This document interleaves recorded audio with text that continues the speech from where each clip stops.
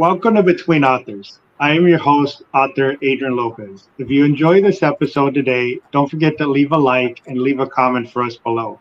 And don't forget to subscribe and hit the notifications so you don't miss all the amazing authors coming up.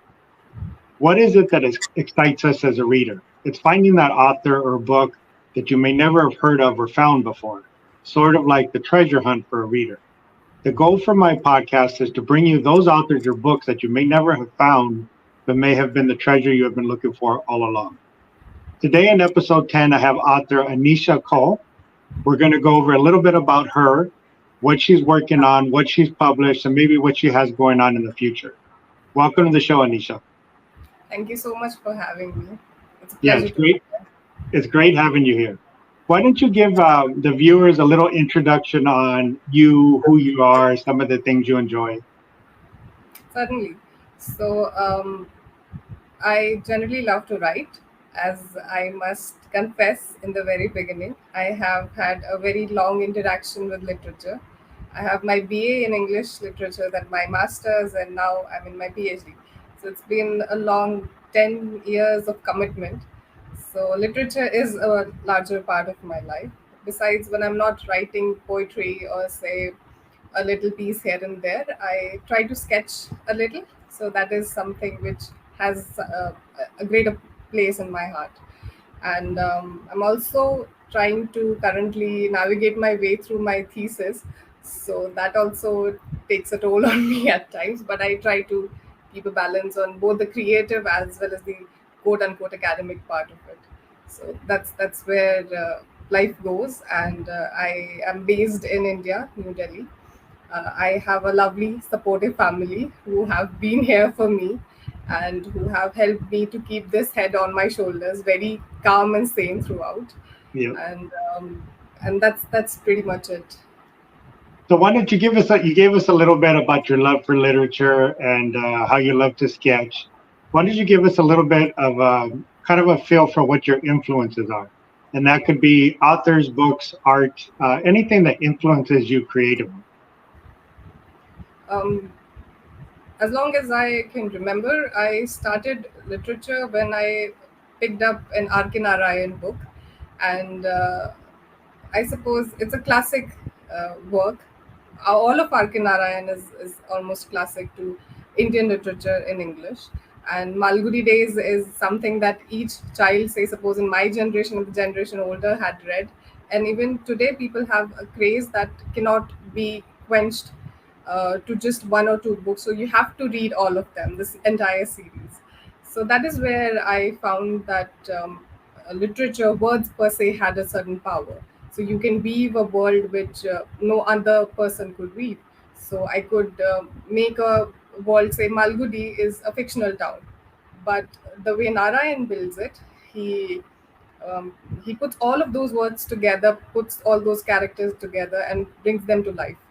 So that is something that I wanted to do, and his writing is very colloquial in terms of understanding. It's not those very heavy words that you almost need a dictionary to refer to. Yeah. So it comes very easy to you. So that is what I felt, that my writing, say if I'm writing poetry, my free verses should be very understandable to the audience. So that's where I kind of place my writing. And I have been writing since I was in my BA days. And since then, I was writing and editing poetry magazines. And ever since then, it has been a long journey. I have enjoyed it thoroughly. This particular book, I must say, is a culmination of all those tears and learnings and paper cuts and everything that I did go through. And this is what it, I suppose, has culminated into. Yeah. So that is how it says. Yeah, I completely understand what you say because I've always been the same way in terms of I've always liked to explain something when I'm teaching or as I'm writing. I also enjoy not using the larger words that somebody will have to look up. This way, everybody can understand it, right? If there's a greater audience when you do it that way. And although when you start using some of those, larger words, sometimes it's much more beautiful in the terms of how it's descriptive and how it explains it. but then Yes. you do lose some of that audience that just may not understand that, and you want these things to be for everybody, right? For everybody. So I do understand what you mean in terms of that, and how you write in that way. Um, I suppose I thought that maybe let me just keep the jargon for my research, so not put element to my poetry, and that's where I kind of believe that it should be open to all, and if it is not accessible to everyone, the experience is lost. yeah, So let me give this experience to as many people. And even in this book, as we will talk about it, I've had a certain cultural reference here in there put in. So I've given little notes to them, as in if a person who is not Indian or not native to my culture can understand it, and it enhances your experience of the entire piece. So that's what I personally believe. I hope I people can agree or disagree, but I mean that's what I personally think. yeah. Let's talk about your book called "They Have a Name for It." I absolutely love poetry too. I've been writing it since I was a kid. Um, Thinking about doing a book as well. I have a bunch of poems that I have that I'm thinking of putting in a collection. So it is something close to my heart as well. But let's discuss your book. Uh, Definitely. It's a poetic memoir, and I have it right here with me. So, this is what it looks like. It's a beautiful cover, and this is a picture that just still has my heart every time I look at it. And the title itself, they have a name for it, I suppose, was a deliberate choice. I didn't want to give all of it in the first go. Therefore, I added a little byline saying it's a poetic memoir for those of us who wanted to contextualize it a bit better. So it portrays a range of emotions, beginning from survival or trauma, memory, longing for home, cultural experiences, as I said, genocide, all of it put together. So it's an entire transition. So it's like it transits over happy memories to not so happy memories. So all of them are kind of a trajectory. It helps us to trace, and it's divided into two parts. First part has 10 of them, and the next second part also has 10 of them.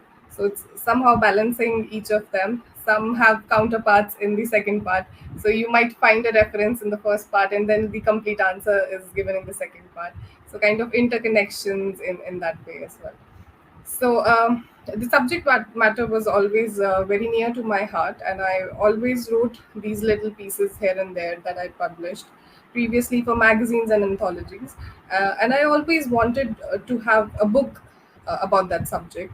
And it basically tells the story of how 5 lakh Kashmiri Hindus who were persecuted in their own state, and it's very recent in the Indian history, and it's a historical fact which many decided not to acknowledge, others decided to ignore, and rest were just somehow uh, never never they just didn't get to know of it.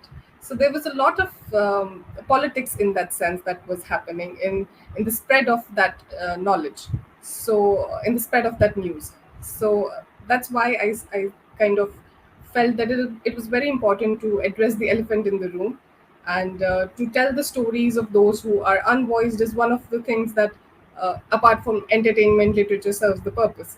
So I thought that maybe I should address this in a larger piece, that kind of encapsulates the entirety of it to the extent that I can kind of provide. So it talks about human rights violations. It talks about the genocide, as I said, and even after what kind of hit me home was that even after the world had already seen the Holocaust of the Jews, there was yet another Holocaust happening somewhere around the world, and people didn't know of it.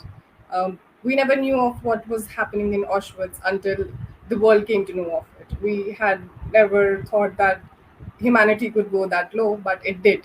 So it's just an exercise, an attempt to kind of help us maintain the fact that history should not repeat itself.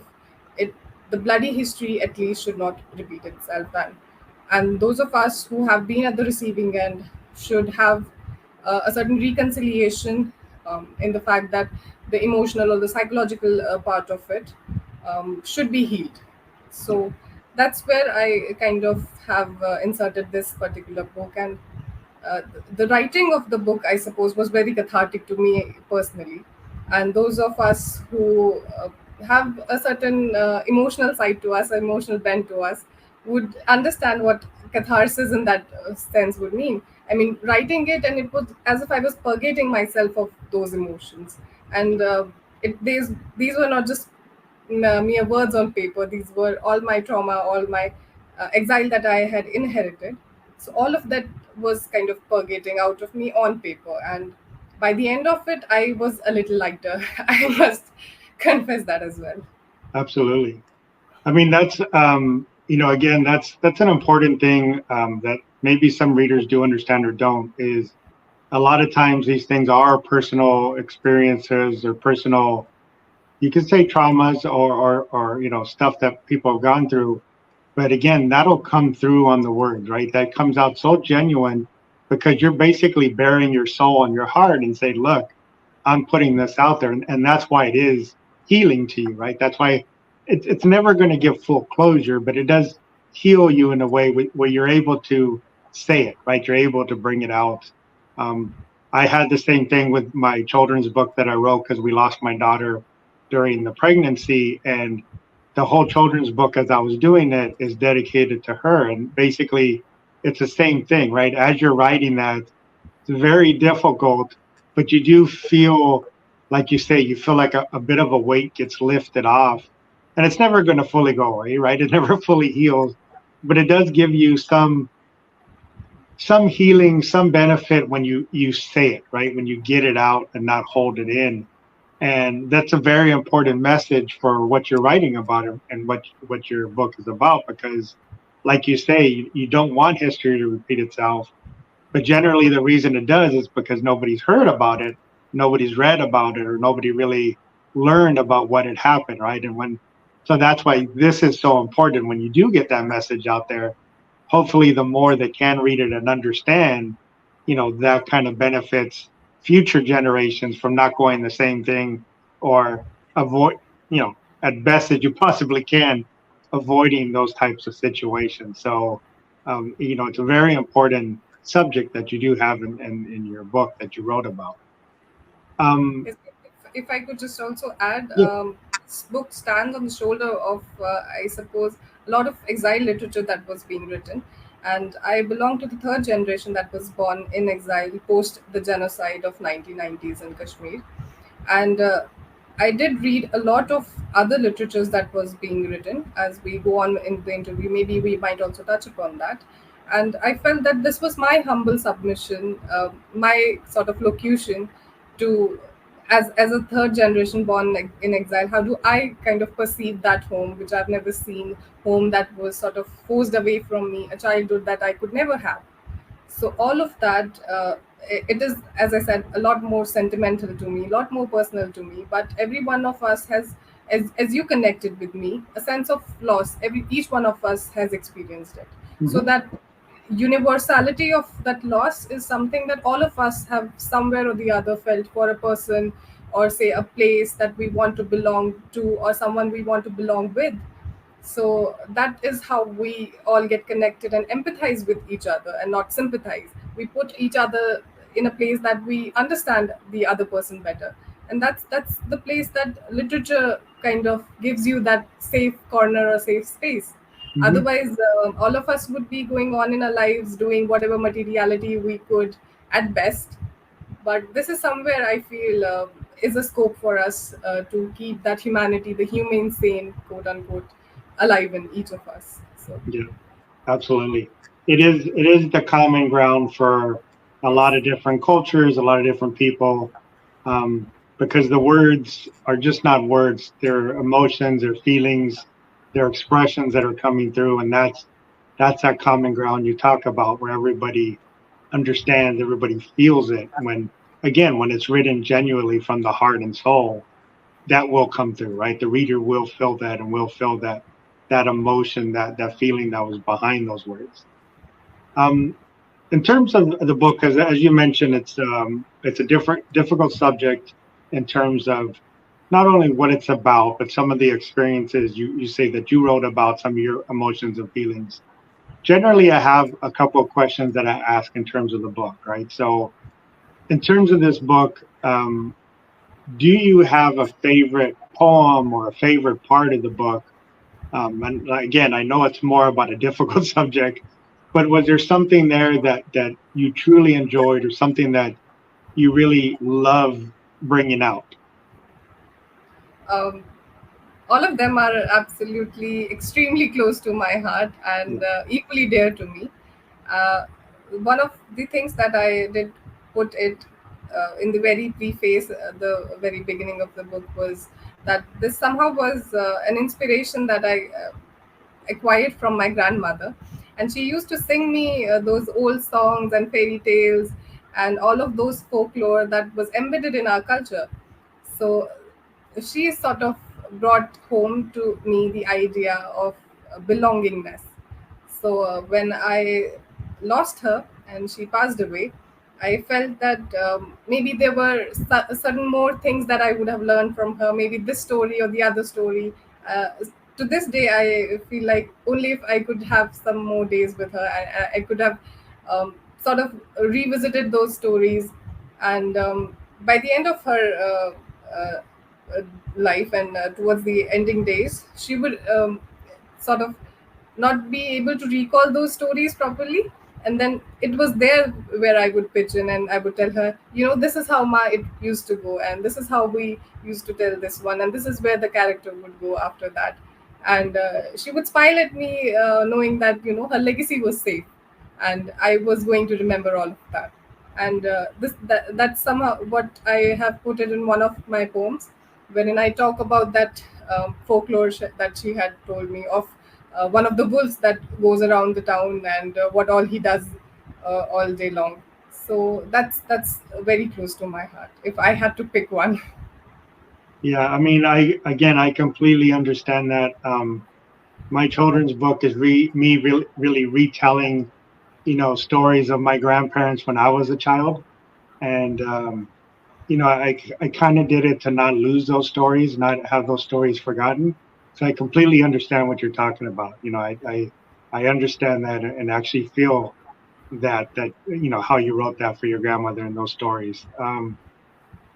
Again, I know this is a difficult subject that you wrote and with the experiences, but what was the hardest?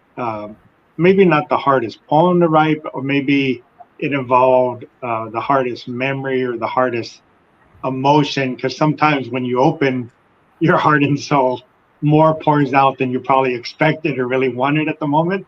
Was there a poem, and you don't have to go into detail, but something there that you realized was much harder to do at the time than you thought it was going to be?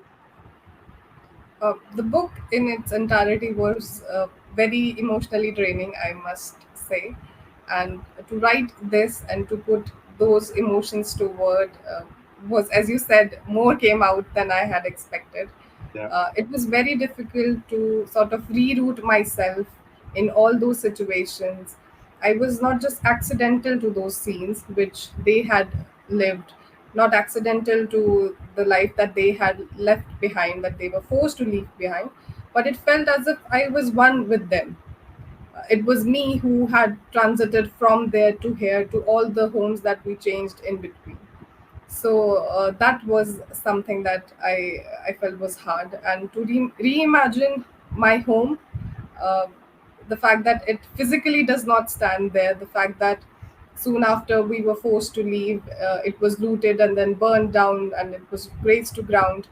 All of that did wrench my heart, and to relocate myself to that home, to belong to that home, was very difficult to me.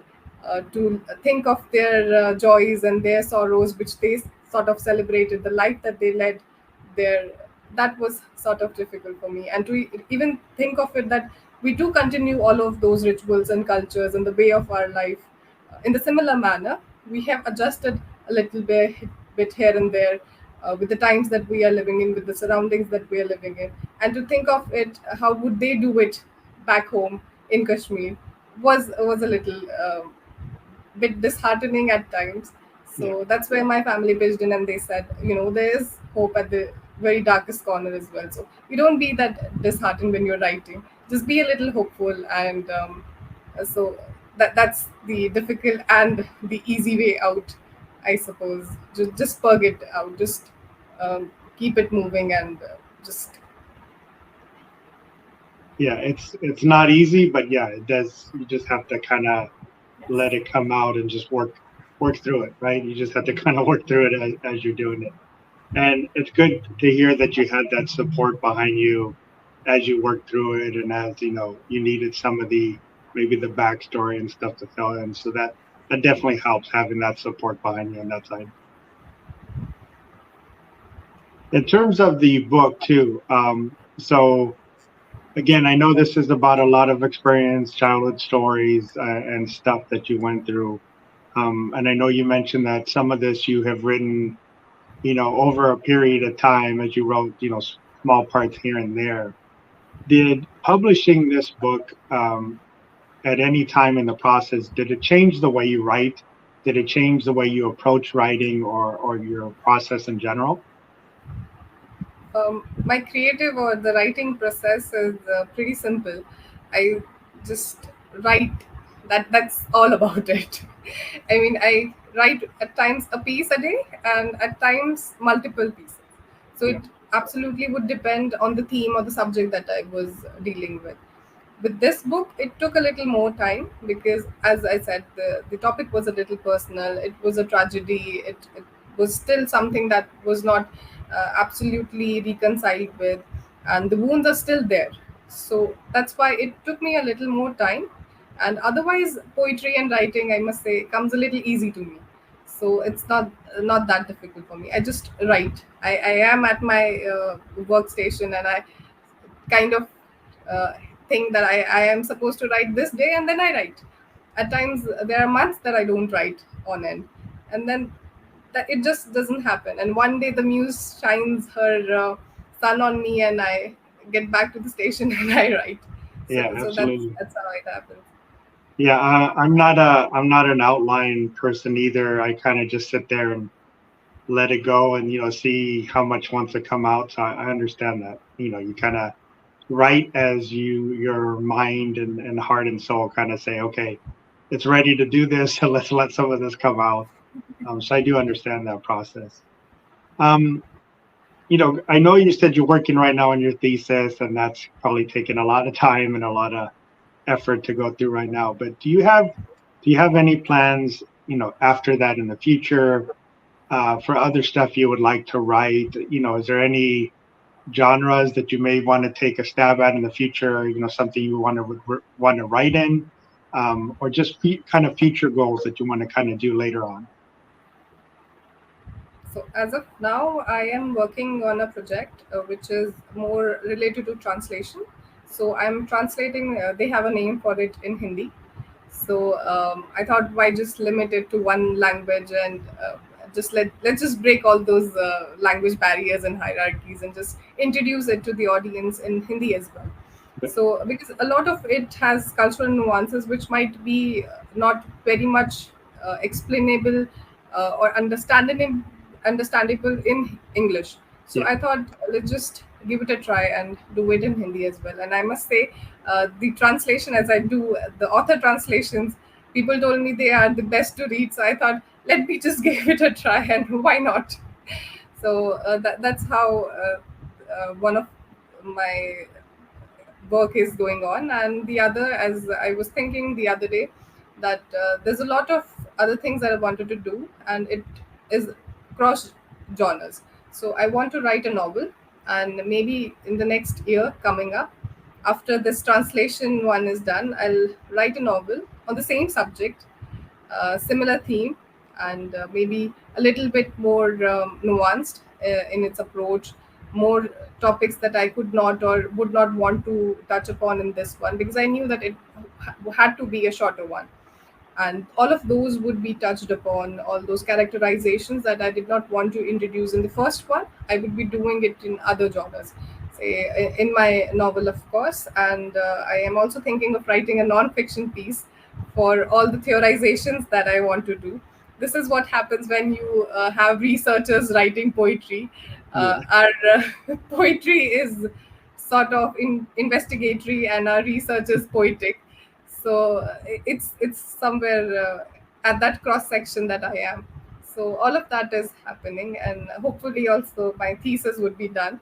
So this is the scenario that I am engaging with currently, and my future plans. Okay, that sounds great. I will, for the viewers that are watching, I know you showed a copy of your book, but I will have on the video on the screen a photo of the cover for them. So they'll actually be able to see a clear photo on there of what your book looks like. And again, for the viewers that are watching this down below, I'll leave all the links for Anisha for her book and her website or anything else she has going on. So you'll be able to reach out or find her on that side to see what she's working on.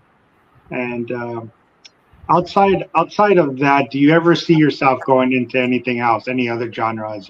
Writing, fiction stuff, but in certain other genres, or right now you're focused on basically finishing, kind of what you wanted to mention in this, not only the subject but these experiences. I did not exactly knew what I was writing when I was writing this. The fact that it would be called exile literature per se, I was not very well aware of it.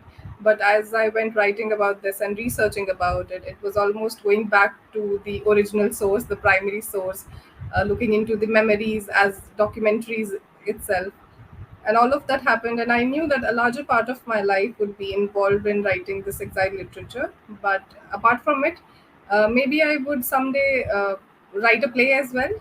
It is very close to my heart that one day I'll be writing a play. The characterization of plays that I've read all my life, and from Shakespeare to Marlowe, all of those, and to Indian English writers, Karnad and everyone, their characterization is something that I am very much fascinated with, and I think as a playwright I would fare pretty well. So maybe a play on existential themes would not be a bad idea. So existentialism, again, the question of identity, the question of belongingness. So it would be in context, and I might try my hand on that as well. Sounds good. I really appreciate you coming on today, Anisha, and talking about your book. Again, it's a very important subject, and as you said, these things need to be spoken about so history does not repeat itself. And I'm very happy you're able to come on here and talk about it. We could share it with the audience, for the viewers to be able to find your book and read through it and learn about everything that happened at that period. For the viewers, again, I will leave all the links for Anisha down below. If you enjoyed this video, please leave a like and leave a comment for either Anisha or myself. Let us know if you have any questions, stuff you liked about the episode, or things you enjoyed. And don't forget to, subscribe to the channel and hit the notifications to not miss all the amazing authors coming up in the future. Again, I really want to thank you for coming on, Anisha. I truly enjoyed this, truly enjoyed learning about the story. I wasn't very well versed in the story as well, so I truly enjoyed that you came on here and discussed this. Again, I'm very, I don't know what the word is, but very proud when authors are able to bare their souls and hearts in these type of works, because I understand, like you say, that the healing portion of it and that weight that gets lifted. And it's always a sort of pride for me when I do see other authors be able to do that, because a lot of times everybody holds it in, and it's being able to speak about it, and it can't be just words on paper, but it does help, right? And that's always such a great thing for somebody to have the courage to be able to do that and to work through it, because it's not easy. It's very difficult, but to be able to go through it, finish it, and then have the courage to put it out there. Very proud of you for doing that. Thank you so much for having me. I mean, it was wonderful speaking to you and interacting with you. Again, the resonances that I found in your stories and your life, that's how we connect, right? That's Mhm. how literature gives us that that space to connect with people who live far away from us, who are otherwise unconnected to us, but somehow these sad moments or not so happy moments, the loss itself is very connective. It is in the survivor, the other survivor finds hope. Yeah, So that's absolutely. what I definitely. Thank you so much for doing this for all of us, all the authors out there. Thank you so much for doing this. You're very welcome. And again, I truly enjoy doing this because all of you, work very hard on everything you guys create and put out there.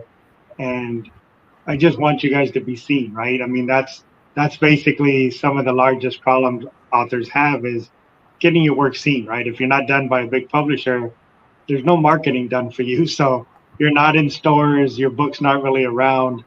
So anything I can do to get eyes on you guys, because you're all very talented. I just want you guys to be seen, even if it's by a couple of people. Hopefully, word of mouth gets you out there even more. So again, I truly appreciate you coming on and talking about not only your book but the subject in general. Yes, and even otherwise, if all of us get published by very high-end authors, some of us are very big extroverts. You must know the authors themselves; they are very shy of talking about their work and very humble people. And to have these conversations and get to know each other in the writing community, build a community wherein we can share each other's work, wherein we can sort of support each other. It is very encouraging. Yeah, I mean, for those viewers out there that may not know, the writing community is very supportive of each other. And as Anisha mentions, the majority of authors and writers are, probably very introverted, and I'm not. So if anything I can do to get you guys out there to spread the message or spread your guys' work, I'll definitely do it for you guys. But thank you again, Anisha. Thank I you truly for mentioning appreciate you that. I coming was on. being sarcastic in the fact that they are not so much of an extrovert. Not a lot of us want to talk about their books. They just want them. Oh, it is published. Let's just not talk about it. Yes, I did a little bit of work, and just let's keep it in other covers. So that's how all of us work. But I do. thank you for all of you guys being here, being supportive. And I found the writing community just when COVID hit, and I have been fortunate enough to have a lot of friends who were struggling writing, who were not finding that inspiration in the days that we were locked in. But somehow all of us survived all of that, and it pretty much sailed towards the better end. So Yeah, absolutely. I mean, it's just the support. I mean, sometimes you just need somebody there that understands what you're working through, and sometimes a simple thing of don't give up, just keep going at it. You'll find your voice, you'll find your audience. That's all you need sometimes, right? Like I said, all you guys are so very talented, and it's just trying to get you guys out there so people can see. thank you. You're welcome. Thank you again for coming on. Thank you, viewers, for watching this episode, and goodbye. Goodbye.